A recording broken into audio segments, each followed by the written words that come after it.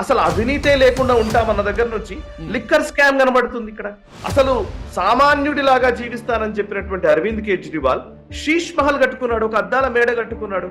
Rally దగ్గరకు వచ్చారు, మీరు చొక్కా గుండి సరిగ్గా పెట్టుకోలేదు, సెట్ చేసుకోండి అని. అప్పుడు అన్నాడట, నాకు తెలిసే కావాలనే పెట్టుకున్నాను అన్నాడు. Core quality, core DNA of Shiv Sena Bal Thackeray గారు ఇచ్చింది. ఆయన హిందూ హృదయ సామ్రాట్ గా ఆయన పిలుస్తారు. అట్లాంటి వ్యక్తి కొడుకు ఉద్ధవ్ ఠాక్రే. బాల్ ఠాక్రే గారు పదే పదే చెప్పేది, కాంగ్రెస్ తో పొత్తు అనేది ఉండనే ఉండదు, కావాలంటే ఆత్మహత్య చేసుకుంటాను కానీ కాంగ్రెస్ తో పొత్తు పెట్టుకోను అని చెప్పాడు. అది బాల్ ఠాక్రే గారి విజువల్ మనకి ఇప్పుడు దొరుకుతుంది. కాంగ్రెస్ తో కలిసి ఉద్ధవ్ ఠాక్రే వెళ్ళాడు.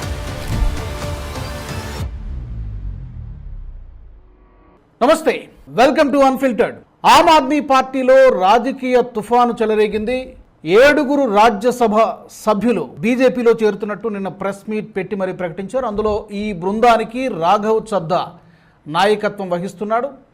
మరి ఫౌండింగ్ మెంబర్గా ఉన్నటువంటి రాఘవ్ చద్దా ఒక్కసారిగా ఆమ్ ఆద్మీ పార్టీని ఎందుకు వీడారు, అతనితో పాటు మరొక 6 ఎంపీలు కూడా ఎందుకు బీజేపీలో చేరుతున్నారు? ఇది కేజ్రీవాల్కి లేదా ఆమ్ ఆద్మీ పార్టీకి పొలిటికల్గా చాలా పెద్ద ఎదురు దెబ్బలాగానే కనబడుతోంది. ఈ అంశాన్ని గురించి మాట్లాడదాం. నాతో జాయిన్ అవుతున్నారు Nationalist hub CEO Sai Krishna గారు. సాయి గారు నమస్తే. నమస్తే సాయి గారు, ఇది రాఘవ్ చద్దాతో గత కొంతకాలంగా, గత నెల 15 రోజుల నుంచి కూడా ఈ గ్యాప్ అయితే ఉంది. అతను డిప్యూటీ ఫ్లోర్ లీడర్గా తప్పించారు. కానీ ఇది ఎవరు ఊహించలేనట్టుగా ఉంది. ఒకేసారి ఆయనతో పాటు మరొక 6 ఎంపీలు కూడా వెళ్ళిపోవడానికి డిసైడ్ కావడము, విలీనం కూడా కాబోతుంది, బీజేపీలో విలీనం కాబోతున్నారు. ఏంటి సార్, ఇది ఎంత పెద్ద ఎదురు దెబ్బ కాబోతోంది ఆమ్ ఆద్మీ పార్టీకి? సో ఆమ్ ఆద్మీ పార్టీ నుంచి కీలకమైన నాయకులు వెళ్లిపోవడం ఇది కొత్త కాదు. ఇది phase 3 ఆర్ phase 4 గా మనం చెప్పాలి దీన్ని. అంటే మొదటి దశ నుంచి ఇప్పటి వరకు కూడా ఆమ్ ఆద్మీ పార్టీ రైజ్ ఎలాగైందో, ఆమ్ ఆద్మీ పార్టీ అంతే స్థాయిలో విపరీతంగా తన విశ్వసనీయతను కోల్పోతూ అధపాతాళానికి చేరుకుంటుంది అనడానికి ఇదొక ఉదాహరణ, ఇదొక ఘట్టం మాత్రమే. ఇంకా అనేక మంది రావచ్చు కూడా. సో జనరల్ గా రాజు గారు, అసలు బేసికలీ రాఘవ్ చద్దా ఇప్పుడు ఆమ్ ఆద్మీ పార్టీ వీడడము, భారతీయ జనతా పార్టీలో చేరడము, ఆయనతో పాటు మొత్తం 7 రాజ్యసభ సభ్యులు చేరడము, 2/3 మెజారిటీతో ఆమ్ ఆద్మీ పార్టీని బీజేపీలో విలీనం చేస్తున్నట్టుగా చెప్పడము, ఇవన్నీ కూడా టెక్నికాలిటీస్ మనం మాట్లాడుతున్నాం. టెక్నికాలిటీస్ కంటే కూడా బియాండ్ దీస్ టెక్నికల్ టర్మ్స్ ఇంకా ఏదో జరుగుతోంది. ఇది నా అభిప్రాయం. ఏంటి అది అని అంటే కనుక, భారతీయ జనతా పార్టీ చేస్తున్నటువంటి ఆపరేషన్ లోటస్ లో భాగంగా ఇది జరుగుతోందా, లేదు అని అంటే అరవింద్ కేజ్రీవాల్ గతంలో, అంటే పోయిన సంవత్సరం నాకు తెలిసి ఒక 2-3 నెలల క్రితమో ఏమో ఒక స్టేట్మెంట్ ఇచ్చాడు. 2026 సంవత్సరము నరేంద్ర మోదీ పూర్తి చేసుకుంటాడో లేదో అని డౌట్ గా ఉంది. ప్రధానమంత్రిగా ఆయన దిగిపోయే అవకాశాలు కనబడుతున్నాయి.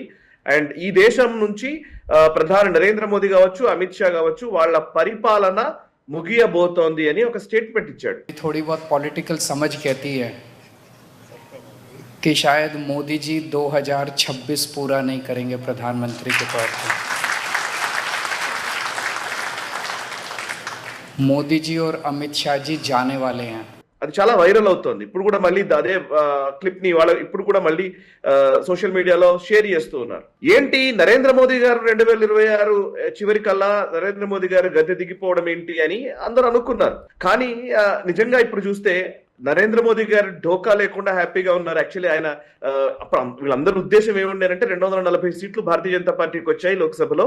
సో ఏదో ఒక ఎప్పుడో ఒకసారి నితీష్ కుమారో లేకపోతే చంద్రబాబు నాయుడు గారో ఎవరో ఒకళ్ళు హ్యాండ్ ఇస్తారు, వాళ్ళు వెళ్ళిపోతారు, సో ప్రభుత్వం కూలిపోతుంది అని అనుకున్నారు. ప్రభుత్వం కూలిపోకపోయినా ప్రధాని నరేంద్ర మోదీగా ప్రధానమంత్రిగా ఆయన ఉండకుండా ఆయన పక్క జరిపి ఇంకేదో నాయకుడిని తీసుకొస్తారు అని ఒక ఆశాభావ దృక్పథంతో అందరూ వ్యాఖ్యలు చేశారు. కానీ అలాంటిదేం కనిపించట్లేదు. చంద్రబాబు నాయుడు గారు అన్ని బిల్లులకి మద్దతు ఇస్తున్నారు, చాలా అద్భుతంగా మాట్లాడుతున్నారు. నితీష్ కుమార్ గారు అయితే ఏకంగా తన ముఖ్యమంత్రి పదవినే వదులుకున్నారు, ఆయన హ్యాపీగా రాజ్యసభకు వచ్చి కూర్చుంటున్నారు. సో బట్ వేరాజ్ ఏదైతే ఆ స్టేట్మెంట్ చేసినటువంటి అరవింద్ కేజ్రీవాల్ ఉన్నాడో, అతని పార్టీయే ఇవాళ కొలాప్స్ అవ్వడానికి సిద్ధంగా ఉన్నట్టుగా స్పష్టంగా కనబడుతోంది. సో ఇప్పుడు మీరు ఇందాక చెప్పారు, రాఘవ్ చద్దాతో పాటు మరో 6 మంది, మిగతా 6 కూడా ఉన్నారు. ఇందులో కీలకమైనటువంటి వ్యక్తులు వీళ్ళంతా చిన్నవాళ్ళేం కాదు. రాఘవ్ చద్దా, సందీప్ పాఠక్, అశోక్ మిట్టల్, హర్భజన్ సింగ్, స్వాతి మలీవాల్, విక్రమ్ సహనాయ్, అదేవిధంగా రాజేందర్ గుప్తా. సందీప్ పాఠక్ గురించి మనం మాట్లాడుకోవాలి మిగతా వాళ్ళందరికంటే కూడా. Sandeep Pathak brain of Aam Aadmi Party అంటారు నిజానికి చెప్పాలంటే. ఆయన ఇంటర్నల్ మ్యాన్. రాఘవ్ చద్దా ఎలాగంటే ఇప్పుడు అరవింద్ కేజ్రీవాల్ సిఇఓ అయితే రాఘవ్ చద్దా సిఎఫ్ఓ. సో మొత్తం ఫైనాన్సెస్ అన్ని కూడా రాఘవ్ చద్దానే చూసుకుంటూ వచ్చాడు. ఆయన మామూలుగా ఏదో ఒక ఎంపీ బయటకు వచ్చేసాడని చెప్పడానికి లేదు. అరవింద్ కేజ్రీవాల్ రైజ్ లో, ఆమ్ ఆద్మీ పార్టీ ఎదుగుదలలో రాఘవ్ చద్దా పాత్ర, సందీప్ పాఠక్ పాత్ర చాలా కీలకమైంది. అండ్ ఇంకోవైపు ఇందులో వచ్చిన వాళ్ళలో స్వాతి మలీవాల్ ఉన్నారు. స్వాతి మలీవాల్ ఇంతకు ముందే ఆమె ఆమ్ ఆద్మీ పార్టీ మీద చాలా రోజులకెళ్ళి విమర్శలు చేస్తూ ఉన్నారు. ఆమె మీద స్వయంగా ముఖ్యమంత్రి నివాసంలోనే దాడి జరిగింది, ఆమె పైన లైంగిక దాడి జరిగింది అని ఆమె ఆరోపణలు చేశారు బయటకు వచ్చి. కనీసం అరవింద్ కేజ్రీవాల్ రెస్పాండ్ కూడా కాలేదు. ఆమె అరవింద్ కేజ్రీవాల్ నమ్ముకొని వచ్చినటువంటి వ్యక్తిని కనీసం పట్టించుకోలేదు. సరే, ఇప్పుడు రాఘవ్ చద్దా విషయానికి వస్తే, రాఘవ్ చద్దా ఎంత కీలకమైన వ్యక్తో తెలిస్తే ఆయన ఆమ్ ఆద్మీ పార్టీ నుంచి బయటకు రావడం ఎంత వినాశమో ఆమ్ ఆద్మీ పార్టీకి మనకు అర్థమవుతుంది. నెంబర్ 1, ఆయన chartered accountant. London school of economics లో ఆయన చదువుకొని వచ్చాడు. 26 ఏళ్ల వయసులో ఆమ్ ఆద్మీ పార్టీకి ట్రెజరర్ గా బాధ్యతలు నిర్వర్తించాడు. సో అంటే వెల్ రెడ్ పర్సన్, చదువుకున్నవాడు. సరే, చదువుకున్నవాడు and at the same time Aam Aadmi పార్టీకి సంబంధించి మొదటి దశలో వాళ్ళు ఫండ్ రైజ్ చేశారు.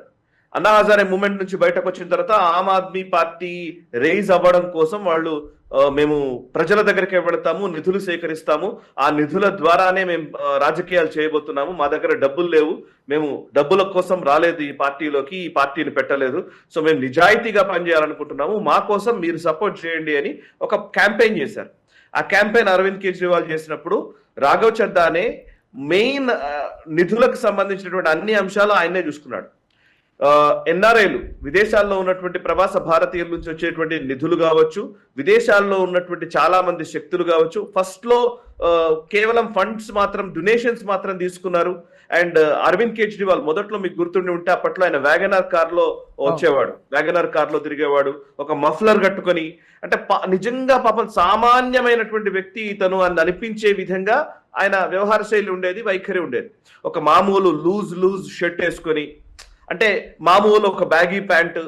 నిజానికి అవసరం లేదంతా, అదంతా కూడా యాక్టింగ్ అని తర్వాత కుమార్ విశ్వాస్, అందులో నుంచి బయటకు వచ్చిన కుమార్ విశ్వాసే చెప్పాడు.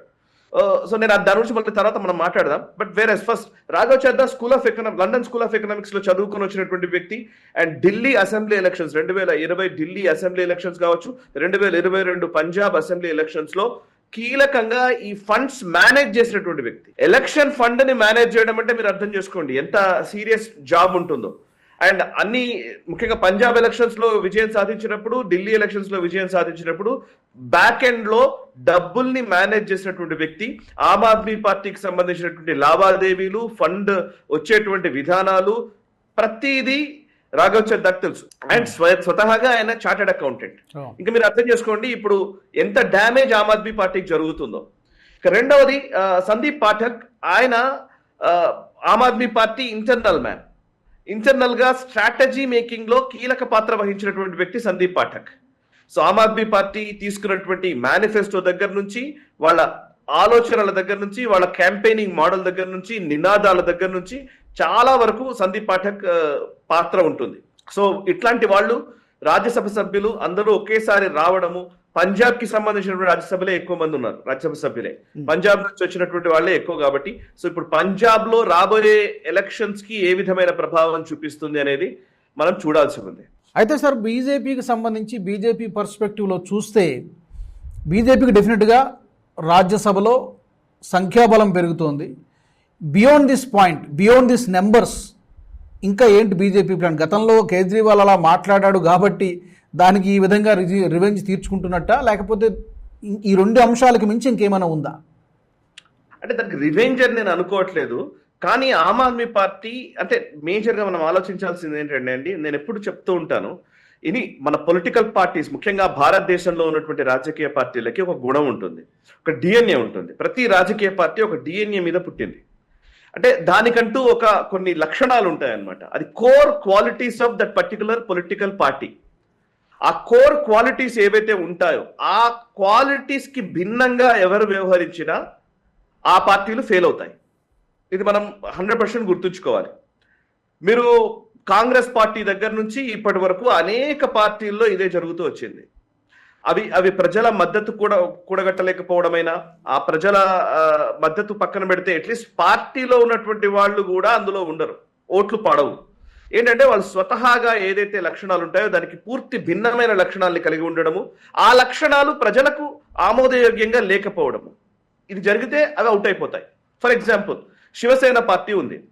ఉద్ధవ్ ఠాక్రే హయాంకి వచ్చేసరికి శివసేన పార్టీ కాంగ్రెస్ తో జత కట్టింది మహారాష్ట్రలో. శివసేన అంటే ఏంటి అసలు? Core quality, core DNA of Shiv Sena Bal Thackeray గారు ఇచ్చింది. ఆయన హిందూ హృదయ సామ్రాట్ గా ఆయనను పిలుస్తారు. అట్లాంటి వ్యక్తి కొడుకు ఉద్ధవ్ ఠాక్రే.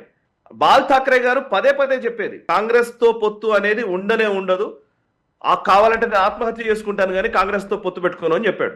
అది బాల్ ఠాక్రే గారి విజువల్ మనకి ఇప్పటికి కూడా దొరుకుతుంది.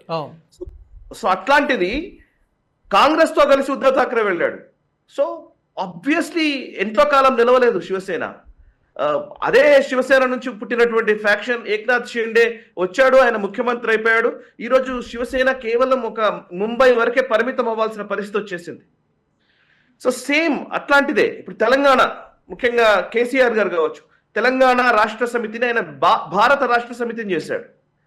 తెలంగాణ అనే కోర్ క్వాలిటీ, ఆ ఉద్యమం నుంచి పుట్టినటువంటి పార్టీ, తెలంగాణ ఆస్పిరేషన్స్ మాత్రమే నెరవేర్చడం కోసం పుట్టినటువంటి పార్టీ కాస్త తెలంగాణ ఆస్పిరేషన్స్ కాదు ఇంకేదో గోల్లోకి వెళ్ళింది అన్నప్పుడు దాని అవసరం ఉండదు, ప్రజలకు కూడా దాని అవసరం లేకుండా పోతుంది. సో ఆటోమేటిక్ గా అవుట్ అయిపోయింది.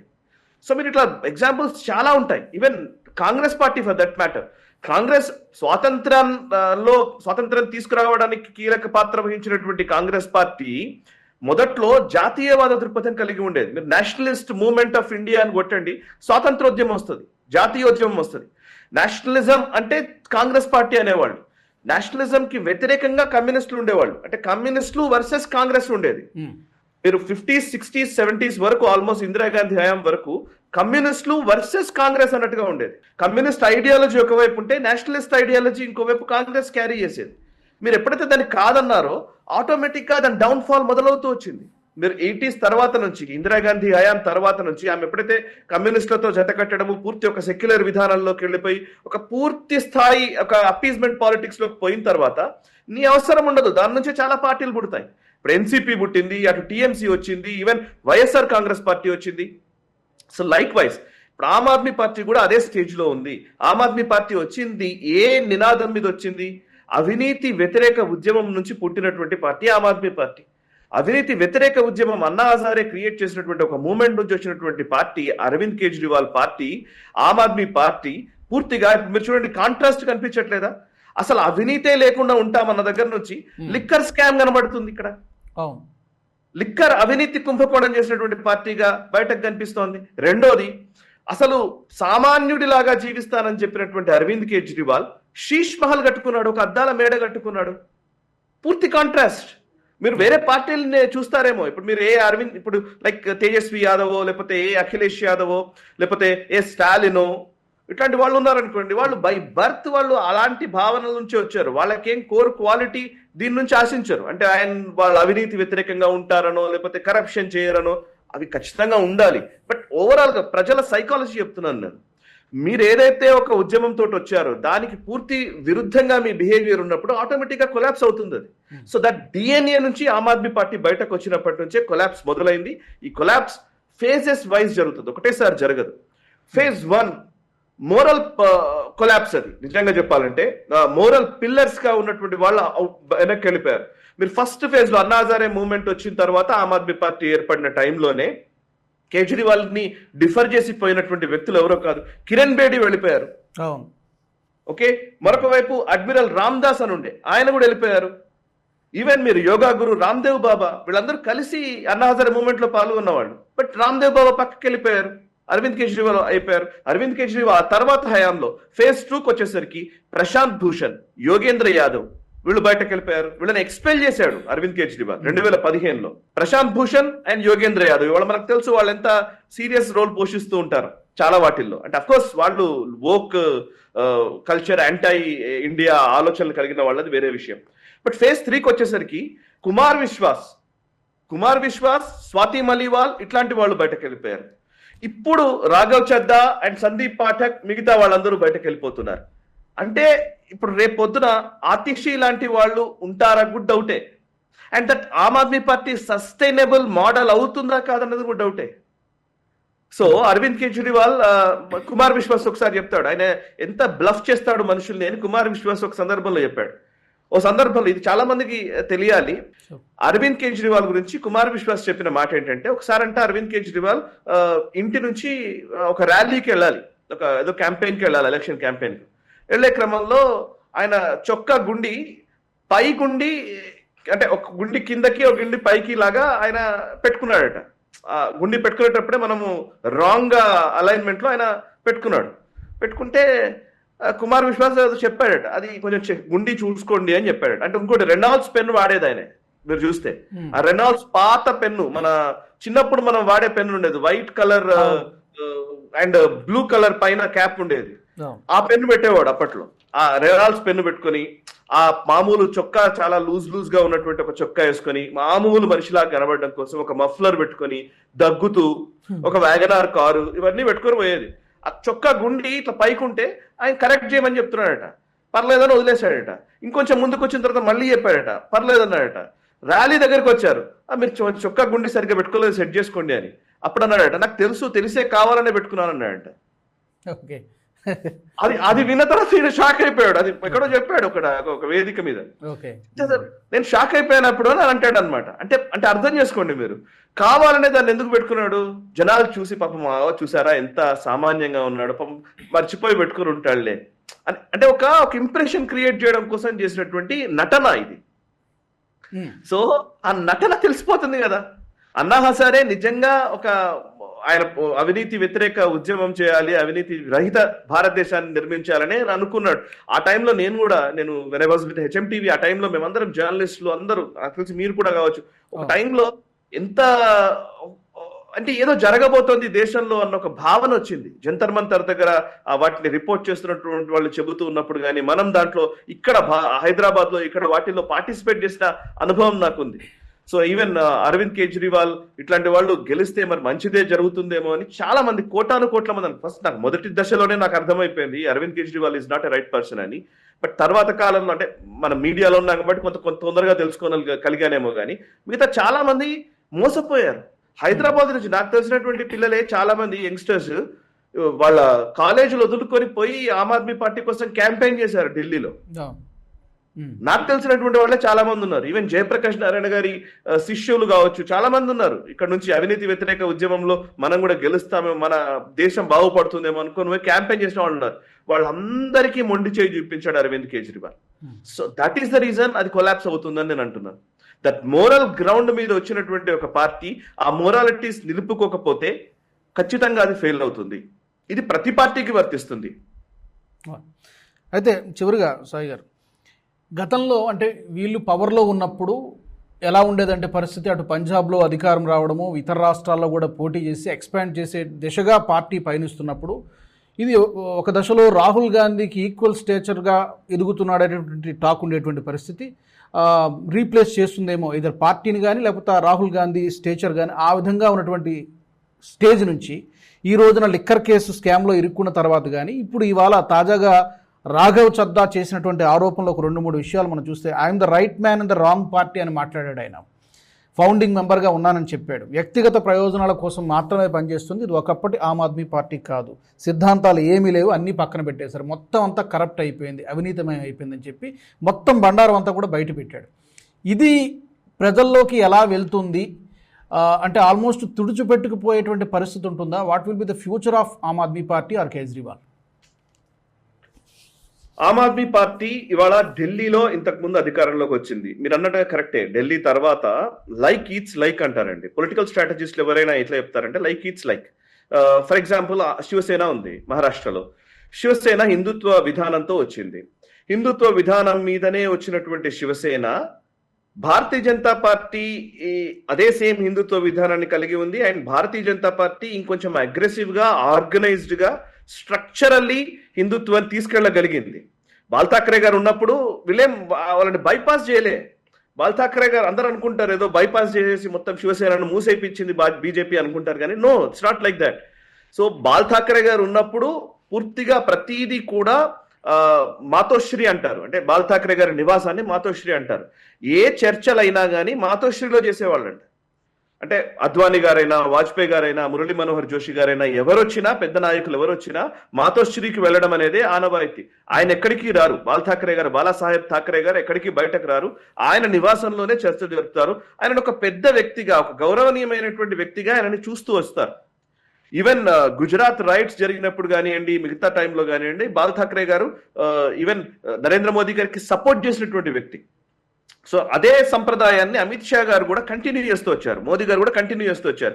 ఇన్ఫాక్ట్ ఆయన బాల్సాహెబ్ ఠాకరే గారు చనిపోయిన తర్వాత కూడా మాతోశ్రీకి వెళ్లే ఉద్ధవ్ ఠాకరే గారితో మాట్లాడేది.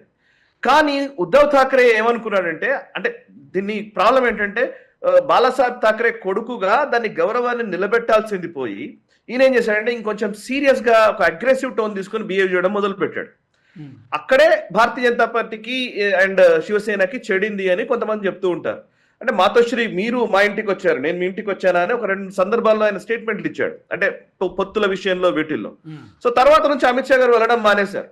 ఓకే, సో ఒక కామన్ గ్రౌండ్ లో కలుద్దామని ఒక దగ్గరకు వచ్చారు. తర్వాత కాలంలో and Bharatiya Janata party fix అయిపోయింది ఏంటంటే మనము మన స్టైల్లో మనము ప్రజల్లోకి వెళ్ళాలని వాళ్ళు ఫిక్స్ అయ్యారు మొత్తం. అండ్ ఇంకో శివసేన ఉద్ధవ్ ఠాకరే చేసే ప్రతి పనిని మనం ఎండార్స్ చేయాల్సిన అవసరం లేదు, BJP has its own line అని చెప్పి వీళ్ళు వెళ్ళిపోయారు.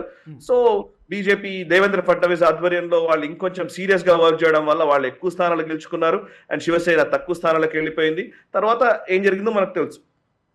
So like it's like same ideology ఉన్నప్పుడు ఒక ఐడియాలజీ, సేమ్ ఐడియాలజీని 2 పార్టీలు తీసుకెళ్తున్నప్పుడు ఒక పార్టీ ఎవరైతే సమర్థవంతంగా వెళతారో ఆ పార్టీ ప్రజలు మన్ననలు పొందుతుంది, ప్రజల మన్ననలు పొందుతుంది. ఎవరైతే కొంత తక్కువ టోన్ లో వెళ్తూ ఉంటారో వాళ్ళు ఆటోమేటిక్ గా కన్నుమరుగవుతూ ఉంటారు. This will happen everywhere. So like wise ఎవరు అగ్రెసివ్ టోన్ తో వెళ్తారు అనేది లెక్కలోకి వస్తుంది. సో ఇప్పుడు కాంగ్రెస్ ఉందనుకోండి, కాంగ్రెస్ ఒక సెక్యులర్ కోణంలో ఉండే పార్టీ, ఒక secular party and Congress has its own, దానికి ఒక డిఎన్ఏ ఉంది, దానికి ఒక లెక్క ఉంది. కాంగ్రెస్ నుంచి వెళ్లిపోయిన నాయకులు, ఇప్పుడు టీఎంసీ వచ్చింది, తృణమూల్ కాంగ్రెస్ అని ఏర్పాటు చేశారు.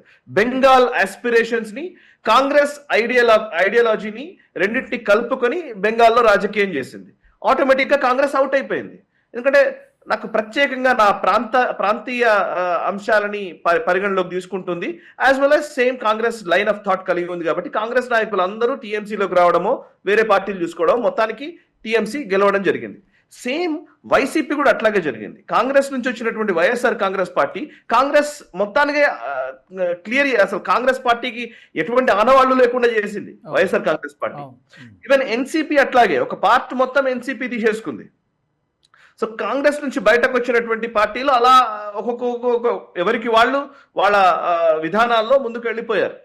సో ఇప్పుడు ఆమ్ ఆద్మీ పార్టీ ఏంటంటే కాంగ్రెస్ ఐడియాలజీని కలిగి ఉండి, అవినీతి వ్యతిరేకమైనటువంటి భావనను కలిగి ఉండి, భారతీయ జనతా పార్టీని ఎదుర్కొనేటువంటి ఒక పరిస్థితిలో ఉండి అండ్ దేశవ్యాప్తంగా ఆ క్లౌట్ ని తీసుకెళ్లగలిగే సామర్థ్యం కలిగినటువంటి ఒక అవకాశం ఆమ్ ఆద్మీ పార్టీకి ఉండింది.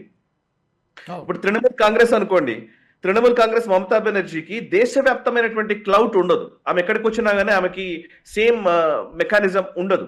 ఆమె ఒకవేళ నిజంగానే ఆంధ్రప్రదేశ్లోనో, తెలంగాణలోనో, లేకపోతే ఏ మధ్యప్రదేశ్లోనో టీఎంసీ క్యాడర్ ని పెంచే ప్రయత్నం చేసింది అనుకోండి, చేస్తే ఏమవుతుందంటే అది బెంగాలీ ప్రయోజనాలకు ఉండాలా లేకపోతే మధ్యప్రదేశ్ వైపు దృష్టి పెట్టాలా అన్న దగ్గర కొంచెం సందిగ్ధత వస్తుంది. కాబట్టి ఆమెకు ఎప్పుడైనా కానీ ప్రాధాన్యత బెంగాల్ అవుతుంది. సో ఇప్పుడు మా మాయావతి గారు కూడా బీఎస్పీ పార్టీ, ఇక్కడ కూడా బీఎస్పీ టికెట్ మీద పోటీ చేసే వాళ్ళు చాలా మంది ఉంటారు. కానీ ఆమె మేజర్ ఇంట్రెస్ట్లు ఎక్కడ ఉండేవి? ఉత్తరప్రదేశ్లోనే ఉంటాయి, రైట్? సో అట్లాగే అంటే ఎక్కడైనా కానీ ఆ పర్టికులర్ ప్రాంతీయ పార్టీ భావనని కలిగి ఉంటారు కాబట్టి మిగతా దేశవ్యాప్తంగా పెరగడానికి అవకాశం ఉండదు.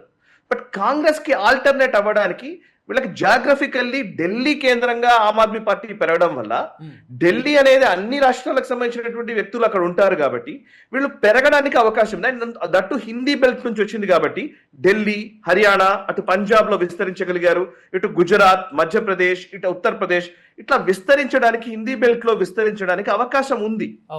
దట్టు బీజేపీకి అగేన్స్ట్ గా ఆమ్ ఆద్మీ పార్టీ సేమ్ అవినీతి వ్యతిరేకం అన్నాం అనుకోండి. ఇప్పుడు బీజేపీకి ఏదైతే ఐడియాలజీ ఉందో, సో అవినీతి వ్యతిరేకంగా అవినీతి పరులు ఉండరు బీజేపీలో, అసలు చాలా తక్కువ కనబడతారు. కొంతమంది ఉంటారు కావచ్చు కానీ, బట్ ఆర్ఎస్ఎస్ నుంచి వచ్చినటువంటి వాళ్ళు ఒక నిబద్ధతతో ఉంటారు కాబట్టి ఆ అవినీతి విషయంలో కొంత మనము దూరంగానే ఉంటారు. అదొకటి. రెండు, దేశభక్తి, రైట్. ఇట్లాంటి కొన్ని ముఖ్యంగా middle class, upper middle class, urban voters వీళ్ళని అట్రాక్ట్ చేయగలుగుతుంది Bharatiya Janata party. So Aam Aadmi party కనుక వస్తే అటు సెక్యులర్ భావనలతో కూడినటువంటి కాంగ్రెస్ ఐడియాలజీ, ఇటు బీజేపీకి సంబంధించినటువంటి క్లౌట్, అర్బన్ ఓటర్ బేస్, వీటి రెండింటినీ కలుపుకోగలిగితే విస్తరణకి అవకాశం ఉండింది. యాక్చువల్లీ విస్తరణకి పోయారు వాళ్ళు కూడా. 2014 తర్వాత నుంచి ఢిల్లీ గెలిచిన తర్వాత, 15 గెలిచిన తర్వాత మెల్లిమెల్లిగా బయట రాష్ట్రాల్లో విస్తరించడానికి ట్రై చేశారు. ఆ విస్తరణలో బీజేపీకి నష్టం జరగలే, దిస్ సెక్యులర్ ఆలోచనలతో ఉన్నటువంటి కాంగ్రెస్ కి నష్టం జరుగుతూ వచ్చింది. మీరు గుజరాత్ లో ఆమ్ ఆద్మీ పార్టీ పోటీ చేసిన తర్వాత గుజరాత్ ఏమైపోయిందనంటే కాంగ్రెస్ వర్సెస్ బీజేపీగా ఉండింది అక్కడ రాష్ట్రం. కానీ ఆమ్ ఆద్మీ పార్టీ మధ్యలోకి వచ్చి కొన్ని ఓట్లు తీసుకునేసరికి ప్రభుత్వ వ్యతిరేక ఓట్లు చీలి బీజేపీకి అది అడ్వాంటేజ్ అయింది. సో ఇప్పుడు హర్యానాలో కూడా వీళ్ళు ప్రయత్నం చేశారు, అక్కడ కూడా కాంగ్రెస్ కి నష్టం జరిగింది. పంజాబ్ లో అయితే కాంగ్రెస్ ప్రభుత్వమే కూలిపోయింది, అక్కడ బీజేపీ చాలా తక్కువ, శిరోమణి అకాలీ దళే మేజర్ అలయన్స్ పార్ట్నర్. బట్ అక్కడ ఏమైంది, పంజాబ్ లో బీజేపీకి పెద్ద పాత్ర లేదు కాబట్టి కాంగ్రెస్ ప్రభుత్వాన్ని కూల్చి ఆమ్ ఆద్మీ పార్టీ అధికారంలోకి రాగలిగింది. అక్కడ కూడా ఏం చెప్పారు వాళ్ళు, అవినీతి వ్యతిరేక ఉద్యమం చేస్తున్నాం మేము, అవినీతిని తీసేస్తాము, అది అని మాట్లాడారు. కాంగ్రెస్ పూర్తి అవినీతిలో కూరుకుపోవడము, అమరీందర్ సింగ్ ఆ ఇష్యూస్ అవన్నీ చూసాము. అందుకే అక్కడ పంజాబ్ లో చిన్న చిన్న సామాన్యులకు కూడా టికెట్లు ఇచ్చారు అక్కడ, ఒక రకంగా చెప్పాలంటే. సో బట్ అది ఫెయిల్యూర్ అయిపోయింది. ఏదైతే ప్రయత్నం చేసి దాన్ని పెట్టావో సస్టైన్ చేయలేకపోయాడు అరవింద్ కేజ్రీవాల్. సో నెక్స్ట్ తర్వాత కాలంలో రాహుల్ గాంధీకి అరవింద్ కేజ్రీవాల్ ఆల్టర్నేట్ అవుతున్నాడు అనే భావన కూడా వచ్చింది, డౌట్ ఏం లేదు. అందులో దానికి ఉదాహరణ ఏంటి అని అంటే, మెయిన్ జార్జ్ సోరోస్ దగ్గర నుంచి వెస్టర్న్ ఫోర్సెస్, ఈ వాషింగ్టన్ పోస్ట్ దగ్గర నుంచి, న్యూయార్క్ టైమ్స్ దగ్గర నుంచి, ఇవన్నీ కూడా అరవింద్ కేజ్రీవాల్ గురించి బ్యానర్ ఐటమ్స్ రాయడం మొదలు పెట్టారు. పంజాబ్ రాష్ట్రం గెలిచిన తర్వాత, ఢిల్లీ గెలిచి పంజాబ్ గెలిచిన తర్వాత, గుజరాత్ లో కూడా పెరుగుతానన్న తర్వాత అరవింద్ కేజ్రీవాల్ గురించి ప్రత్యేక కథనాలు రాయడం మొదలు పెట్టారు. అంటే రాహుల్ గాంధీని డంప్ చేసి అరవింద్ కేజ్రీవాల్ వైపు, అంటే యాంటై మోడీ ఎస్టాబ్లిష్ చేయాలనంటే, ఆ మూవ్మెంట్ ని ఎస్టాబ్లిష్ చేయాలంటే కేజ్రీవాల్ వైపు రావడానికి మార్గం సుగమమైంది ఒక సందర్భంలో. అందుకే కేజ్రీవాల్ కూడా ఆ ఫార్మర్స్ ప్రొటెస్ట్ ని కావాలని రైజ్ చేశాడు. మీరు అబ్జర్వ్ చేస్తే అదే పంజాబ్ ఆయన అధికారంలో ఉన్న రాష్ట్రమే ఆమ్ ఆద్మీ పార్టీ, ఢిల్లీ వాళ్ళ అధికారంలో ఉన్న రాష్ట్రమే. Punjab to Delhi road blockade కానీ ఇవన్నీ నిర్వహించడానికి అరవింద్ కేజ్రీవాల్ కావాలనే ఒక ప్రయత్నం చేశాడు. దానికి వెనకాల ఉన్నటువంటి శక్తులు ఖలిస్తానీ ఫోర్సెస్ కావచ్చు, లేకపోతే వెనకాల ఉన్నటువంటి యాంటై ఇండియా ఫోర్సెస్ కావచ్చు, వాళ్ళ ఫండింగ్ కూడా ఇక్కడికి వచ్చింది. సో కేజ్రీవాల్ చాలా తెలివిగానే పనిచేసుకుంటూ వచ్చాడు. కరెక్ట్ గా ఆయన ఎదుగుతున్న టైంలో లిక్కర్ స్కామ్ బయటకు వచ్చింది. సో లిక్కర్ స్కామ్ బయటకు రాగానే లిక్కర్ స్కామ్ ని బేస్ చేసుకుని ఆయన క్రెడిబిలిటీ అవుట్ అయిపోయింది. At the same time Congress party కూడా అదే టైం, అప్పటిదాకా కాంగ్రెస్ పార్టీ కొంత కేజ్రీవాల్ తో సఖ్యత ప్రదర్శిస్తూ వచ్చింది. బట్ తర్వాత పూర్తిగా కేజ్రీవాల్ దూరం పెట్టడం మొదలు పెట్టారు. ఎందుకంటే కాంగ్రెస్ కూసాలు కదులుతున్నాయి, కేజ్రీవాల్ పెరుగుతున్నాడు అంటే కాంగ్రెస్ అవుట్ అవుతోంది. ఇప్పుడు కూడా అబ్జర్వ్ చేస్తే వెస్ట్ బెంగాల్లో రాహుల్ గాంధీ పర్యటించలేదు. అండ్ అక్కడ నిజంగా కూడా చెప్పాలంటే వెస్ట్ బెంగాల్లో ఆయన మమతా బెనర్జీ రాకూడదని కోరుకుంటాడు రాహుల్ గాంధీ, నాకు క్లియర్ గా చెప్పాలంటే. అండ్ ఇంకోటి డిఎంకేకి ఏమైనా స్టాలిన్ కి రాహుల్ గాంధీకి మధ్య కూడా కొంచెం వైరం నడుస్తోంది. ఇద్దరు కలిసి ఒక్క ర్యాలీ కూడా చేయలేదు. మీరు అబ్జర్వ్ చేస్తే తమిళనాడు ఎలక్షన్స్ జరుగుతూ ఉంటే స్టాలిన్ అండ్ రాహుల్ గాంధీ ఇద్దరు కలిసి వేదిక మీద ఉన్నదే లేదు. ఏ రాష్ట్రానికి వెళ్ళినా కానీ నిజానికి మాట్లాడితే ఇండి బ్లాక్ అంటే ఇద్దరు కలిసి ఒక ఫోటో ఆప్స్ అన్న ఇస్తారు, బట్ చేయలేదు. అంటే అర్థం చేసుకోవాల్సింది ఏంటంటే రాబోయే రోజుల్లో జాతీయ రాజకీయాలు ఒక డిఫరెంట్ దశకు చేరుకుంటూ ఉన్నాయి. ఇందులో ఆమ్ ఆద్మీ పార్టీ ఫెయిల్ అవ్వడము తథ్యమనే మనకు అర్థమవుతోంది. సో ఆ ఫెయిల్యూర్ నుంచి ఎవరు దీని నుంచి అడ్వాంటేజ్ పొందుతారు అని అంటే కనుక బీజేపీ కంటే కాంగ్రెస్ ఎక్కువ అడ్వాంటేజ్ పొందుతుంది ఈ రోజు, మళ్ళీ పికప్ కావడానికి అవకాశం. ఎందుకంటే పంజాబ్ లో కాంగ్రెస్ అధికారంలోకి రావడానికి అవకాశం ఉంటుంది. అండ్ బీజేపీ ఆమ్ ఆద్మీని రీప్లేస్ చేస్తుందని నేను అనుకుంటున్నా. బీజేపీ ఆమ్ ఆద్మీ పార్టీ పూర్తిగా దాన్ని మొత్తం రీప్లేస్ చేస్తుంది. ఆమ్ ఆద్మీ పార్టీని పూర్తిగా బీజేపీ వైపు మొత్తం వచ్చేస్తారు. సో ఆమ్ ఆద్మీ పార్టీ అనే ఒక పార్టీ చరిత్రలో నిలిచిపోయే రోజే రాబోతోంది. నా అజంప్షన్ అది. అండ్ ఇందులో కీలకంగా ఏంటంటే నాకు ఒక డౌట్ ఉంది. యాక్చువల్లీ పంజాబ్ నుంచి వచ్చినటువంటి 6 రాజ్యసభ సభ్యులు ఇవాళ జాయిన్ అయ్యారు. సో ఇందులో రాఘవ్ చద్దా దగ్గర నుంచి వీళ్ళందరూ పంజాబ్ వాళ్ళే, హర్భజన్ సింగ్ అని వీళ్ళంతా. పంజాబ్ రాజ్యసభ సభ్యులు జాయిన్ అవ్వడంలో ఎవరు కీలక పాత్ర వహించారు అనేది నా క్వశ్చన్. ఎవరు కీలక పాత్ర వహించి ఉంటారు ఈ ఆపరేషన్ ఎంతటికి అని. ఐ సస్పెక్ట్ మన తెలంగాణ నుంచి వెళ్ళినటువంటి మంత్రి శ్రీనివాస్ గారు భారతీయ జనతా పార్టీకి సంబంధించిన ఆర్గనైజింగ్ సెక్రటరీగా పంజాబ్ లో ఉన్నారు. సో ఆయన పంజాబ్ ఆర్గనైజింగ్ సెక్రటరీగా ఉన్నారు. తెలంగాణ ఆర్గనైజింగ్ సెక్రటరీ ఉండే ఆయన. సో ఇప్పుడు ఆయన పంజాబ్ లో ఉన్నారు. పంజాబ్ లో చాలా కీలకంగా పనిచేస్తున్నారు ఆయన. భారతీయ జనతా పార్టీ ఎదుగుదలలో అక్కడ మంత్రి శ్రీనివాస్ గారు తన సర్వశక్తుల్ని ఒడ్డి పనిచేస్తున్నారు. నాకు తెలుసు అక్కడ ఏమేమి వర్క్స్ జరుగుతున్నాయో. ఉదయం నుంచి రాత్రి వరకు చాలా మందిని కలుస్తూ ఉన్నారు. ఒక బీజేపీ మొమెంటమ్ ని బిల్డ్ చేస్తూ ఉన్నారు ఆయన. సో మేబీ నా అంచనా ఏంటి అంటే కనుక ఆయన పైన నాకున్నటువంటి అవగాహన మేరకు చెప్తున్నాను. మేబీ ఈ 6 జాయినింగ్ విషయంలో కానీ, ఆమ్ ఆద్మీ పార్టీని ఖాళీ చేయడంలో కానీ మేబీ మంత్రి శ్రీనివాస్ గారి రోల్ ఖచ్చితంగా ఉంటుందని నేను అనుకుంటున్నాను. ఎస్, చూద్దాం సార్. మీరు అన్నట్టుగా ఏం జరుగుతుందో, ఒక గోల్డెన్ ఆపర్చునిటీ, ఒక బలమైనటువంటి రాజకీయ శక్తిగా ఎదగడానికి ఉన్నటువంటి ఆపర్చునిటీని చేజేతులారా అది జారవిడుచుకున్నట్టుగానే కనబడుతుంది. ఎంత అధఃపాతాళంలో కూరుకుపోతుందనే మనం భవిష్యత్తులో చూడాల్సి ఉంటుంది. పూర్తిగా తుడిచిపెట్టుకుపోతుందా, ఏ స్థాయికి వెళ్తుందని. Anyway, thank you so much Saikrishna గారు, ధన్యవాదాలు. మరి ఈ అంశానికి సంబంధించి నేను మా ప్రేక్షకులను కూడా అడుగుతున్నా, మీ యొక్క విలువైనటువంటి అభిప్రాయాలను కూడా తెలియచేయవచ్చు. ఆమ్ ఆద్మీ పార్టీ భవిష్యత్తు ఎలా ఉండబోతోంది, ఈ ఇంపాక్ట్ ఎలా ఉంటుంది అనే దానికి సంబంధించి వచ్చే ఎపిసోడ్లో మరొక ఇంట్రెస్టింగ్ టాపిక్తో మళ్ళీ నేను మీ ముందుకు వస్తాను. జై హింద్. ఈ వీడియో మీకు నచ్చినట్టయితే లైక్ చేయండి, 10 మందికి షేర్ చేయండి. అలాగే కామెంట్ల రూపంలో మీ అభిప్రాయాలను మాతో పంచుకోండి. Nationalist hub group of channels ను సబ్స్క్రైబ్ చేసుకుని తెలుగునాట జాతీయవాద జర్నలిజాన్ని ప్రోత్సహించండి. ఈ వీడియో కింద ఉన్న బెల్ ఐకాన్ పై క్లిక్ చేయడం మర్చిపోవద్దు.